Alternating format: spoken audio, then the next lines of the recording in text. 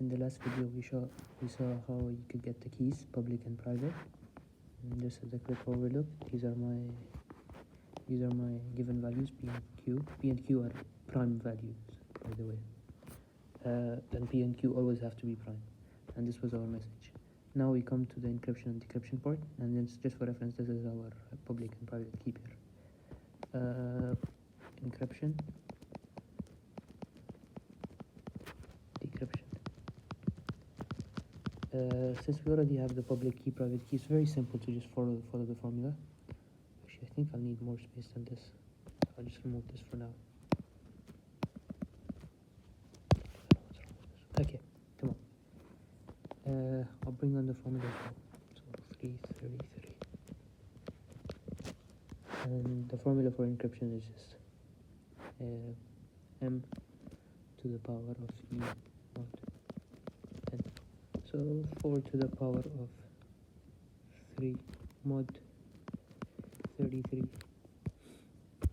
which is very simple. You can just do, in this case you don't even have to break it down, otherwise you would generally just break it down into 2 33. In this case you don't actually have to break it down. It doesn't make a big difference, because it doesn't make a difference at all. It actually just makes it harder.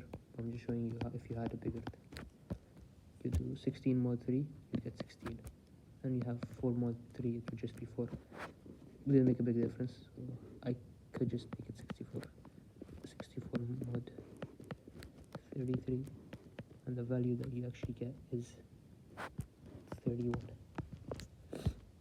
We're gonna need this. We're gonna remember this for the next part. Let's make another page. Perfect. Now we have decryption. Let's assume all we know is the key pair, and it was 31 message. So we got ciphertext actually. It's called ciphertext, and the key pair was 7 and 3. 7 and 3 for our key pair. So the formula is very simple. It's just m is equal to c to the power d mod n. Over here the calculation is not as easy, so it would just be 31 to the power of 7 mod n. So this is how you break it down now. Mod n is just mod 3. I think it's 33, sorry.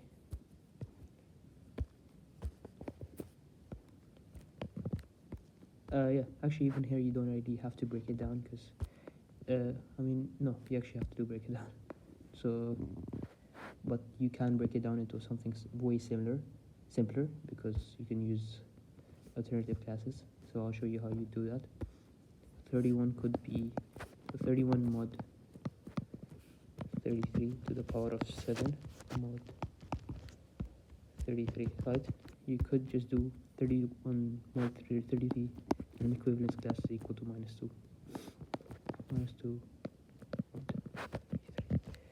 So this is much easier to calculate. Minus 2, so 2 times 2 times 2 is 8. So if I had 3 more 2s, it would just be 8. So 8 times 8 is 64, and 64 is 128. So if you calculate it, you get to 128, but then since it's 7, you do minus. So minus 128 mod 33. This is a good question now. You could break this down into 33.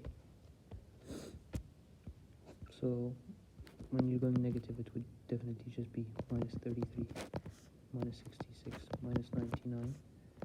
So I'm guessing minus 132. So how far are you from that?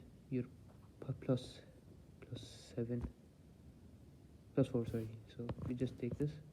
So minus 132, minus 128. I think it's the other way around, by the way, because you're on negative side. How far are you from there? Actually, minus 132. I'll show you how you do this. This would just give you, and this has to minus, it just give you minus 4. but since -4 just translates into mod, you're on the negative side, so just translate into 4. So this is your answer, and then message, just to confirm your message was 4 when you encrypted. I know it's a bit different over here how I approached it, because I took a negative value for the equivalence class. Otherwise you would have gone a longer route of doing 31 square, which would just take forever, and then you'd have to calculate the value that it's remainder, and then you do again and again and again. But I think this is much easier to approach it.